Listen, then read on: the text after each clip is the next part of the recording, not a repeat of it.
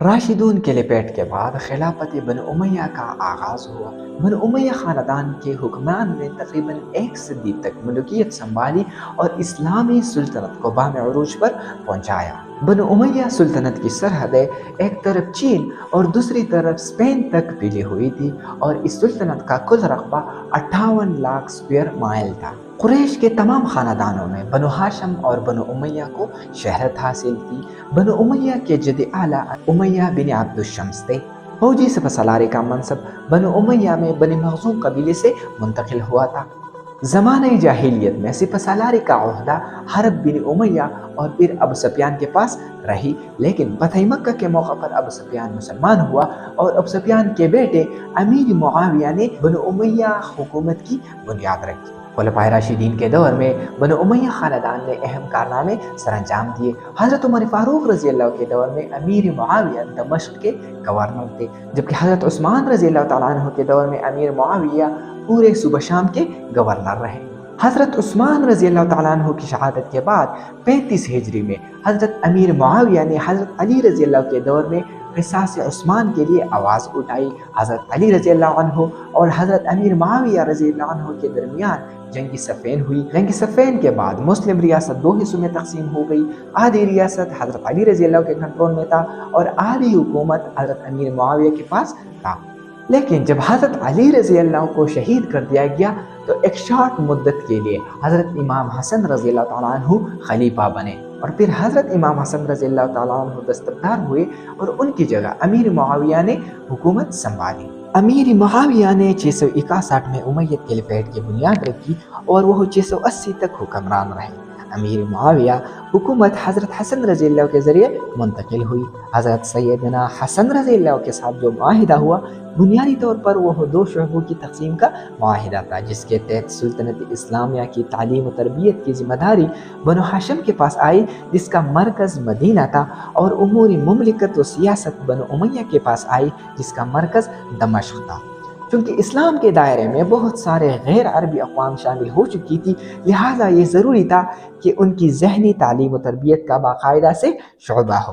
اسی طرح سیاسی حوالے سے ملکی استحکام اور غیر عربی اقوام کو اگلے دور میں قیادت میں شامل کرنے کے لیے ضروری تھا کہ خلافت اسلامیہ کے تمام علاقوں پر بہترین سیاسی نظم و ضبط کا نظام قائم ہو۔ امیر معاویہ بھی اسی طرح سوچتے تھے اور بہترین حکومت کے لیے مشیران حکومت کی تعیناتی کی، صوبوں کو تقسیم کیا اور نظام عہد فاروقی کو بحال رکھا۔ امیر معاویہ نے اپنی افواج میں بحری فوج کا اضافہ کیا، بہت سے نئے قلعے تعمیر کیے گئے، پہلی بار منجنیق کا استعمال کیا گیا، پولیس کا بہترین نظام قائم کیا گیا، ڈاک نظام قائم ہوا جس کو دیوان البرید کہا جاتا تھا۔ امیر معاویہ نے دفتری کام کے لیے دیوان خاتم قائم کیا، جس کے ذریعے تحریری احکامات پر مہر معاویہ دور کا کارنامہ ہے۔ نہروں کی کھدائی، زراعت کی ترقی، شہروں کی آبادی، بیت المال کا قیام معاویہ دور میں عروج پر تھا۔ معاویہ رضی اللہ کے دور میں وسطی ایشیا، افغانستان کے علاقے، شمال افریقہ، قسطنطنیہ اور یونان کے علاقے فتح ہوئے۔ 680 میں امیر معاویہ نے اپنے بیٹے یزید کو جانشین مقرر کیا۔ خلافت راشدہ کے زمانے میں خلیفہ کا انتخاب مشورے سے کیا جاتا تھا اور کبھی کسی خلیفہ نے اپنے بیٹے کو خلیفہ نہیں بنایا تھا۔ اس میں شک نہیں کہ امیر معاویہ نے اس معاملے پر ممتاز لوگوں سے مشورہ کرایا تھا اور یزید کی بیعت حج کے موقع پر ہزاروں افراد نے کی تھی، لیکن یہ بیعت دباؤ کے تحت کی گئی تھی۔ حالانکہ امام حسن رضی اللہ سے معاہدہ ہوا تھا کہ یزید کو خلیفہ نہیں بنایا جائے گا۔ یزید اخلاق و کردار کے لحاظ سے بھی اس پائے کا نہیں تھا کہ وہ مسلمانوں کا خلیفہ بنتا۔ یزید کے دور کا افسوسناک واقعہ سانحہ کربلا تھا۔ سانحہ کربلا میں حضرت حسین رضی اللہ اپنے اہل خانہ سمیت شہید کر دیے گئے۔ یزید کے دور میں دوسرا واقعہ حرہ پیش آیا، جس میں امیوں کی فوج نے مدینے میں قتل عام کیا اور لوٹ مار مچائی۔ اس کے بعد اموی فوج نے مکہ کا رخ کیا، لیکن یزید کا انتقال ہو گیا اور فوج دمشق واپس آ گئی۔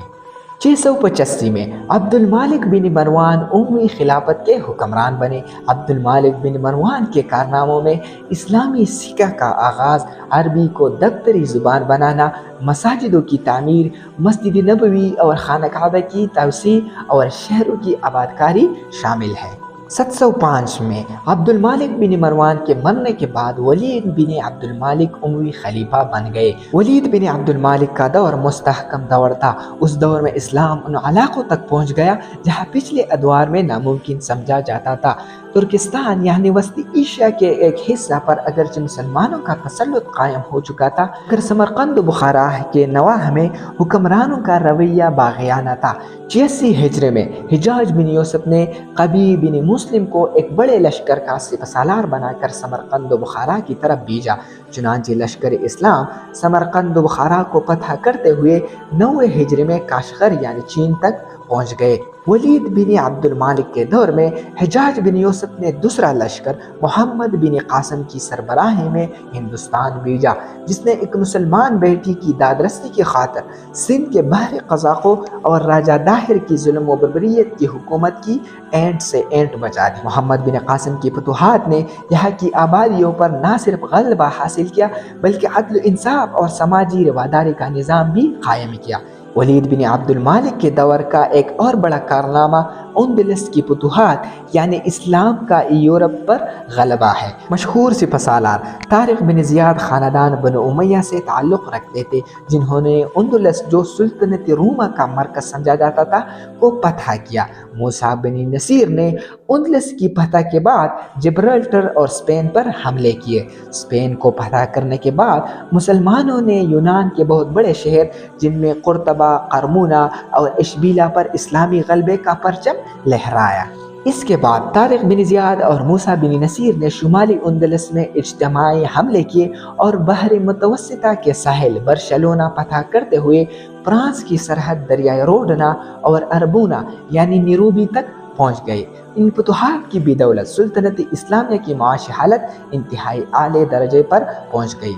वलीद बिन अब्दुल मालिक का दौर मुआशी हवाले से एक तारीख़ का खुशहाल तरीन दौर था। इस दौर में सड़कों की तामीर, नहरों और कुओं की तामीर, मेहमान खानों के निज़ाम, शिपा खानों का क़याम, माज़ूरों की कपालत का इंतज़ाम शामिल है। वलीद बिन अब्दुल मालिक के बाद 715 में उसका भाई सुलेमान बिन अब्दुल मालिक खलीफा हुआ। सुलेमान बिन अब्दुल मालिक अगरचे सिर्फ 2.5 साल हुकूमत की, लेकिन उसके दौर हुकूमत में कई अहम वाक़यात पेश आए, जिनमें मोहम्मद बिन कासिम, मूसा बिन नसीर और क़ीबा बिन मुस्लिम का अफसोसनाक अंजाम भी शामिल है।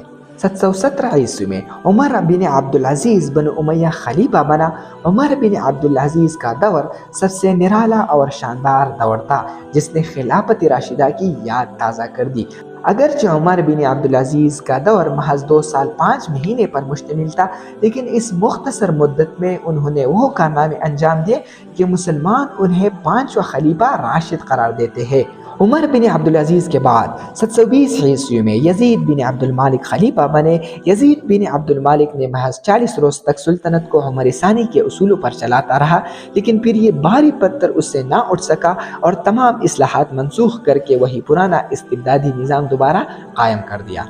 यजीद बिन अब्दुल मालिक 4 साल तक खलीफा रहे और 724 ईस्वी में हिशाम बिन अब्दुल मालिक खलीफा बने। हिशाम बिन अब्दुल मालिक उमैया ख़ानदान का आखिरी बड़ा हुक्मरान था। उसके ज़माने में सुल्तनत की हुदूद दागिस्तान, एशियाई कोचक, सेनेगाल और माली तक पहुँच गई, जबकि मराकश का इंतहाई जनूबी हिस्सा भी उसके दौर में फतह हुआ। हिशाम बिन अब्दुल मालिक के ज़माने में सिंध के गवर्नर जुनैद ने कश्मीर तक वह तमाम इलाका फतह किया जो अब पाकिस्तान कहलाता है। हिशाम बिन अब्दुल मालिक के दौर का सबसे अहम वाक़या मुसलमानों का फ्रांस पर नाकाम हमला था, जहां मुसलमान अब्दुर्रहमान अल-गफ़्क़ी की क़ियादत में कुए फ़ायरीनिस अबूर करके जनूब और मगरबी फ्रांस फतह करते हुए टोरस के मकाम तक पहुँचे, जो पेरिस से सिर्फ 150 मील के फासले पर है। यहाँ मुसलमान का यूरोप की मुत्तहिदा अफ़वाज से मुकाबला हुआ, जिसमें अमीर अब्दुर्रहमान शहीद हो गया और मुसलमानों को शिकस्त हुई। शाम बिन अब्दुल मालिक के बाद 744 ईस्वी में मरवान सानी खलीफा बने। शाम के बाद बनु उमैया का ज़वाल शुरू हो गया और बल आखिर मरवान सानी के आहद में معرکہ ذاب میں شکست کے ساتھ ہی سلطنت امیہ کا خاتمہ ہو گیا۔ مروان شکست کھا کر مصر کی طرف بھاگا، عباسی فوج نے اس کا تعاقب کیا اور ہیرا کے مقام پر اس کو قتل کر دیا گیا۔ اس کے بعد ابو العباس الصفاح پہلے عباسی خلیفہ کی حیثیت سے تخت پر بیٹھا۔ سلطنت بنو امیہ کا آغاز عثمان غنی رضی اللہ کی شہادت کے بعد سے ہی ہو گیا تھا، گویا عثمان کی شہادت کا ایک نتیجہ بنو امیہ کی سلطنت کا آغاز بھی تھا۔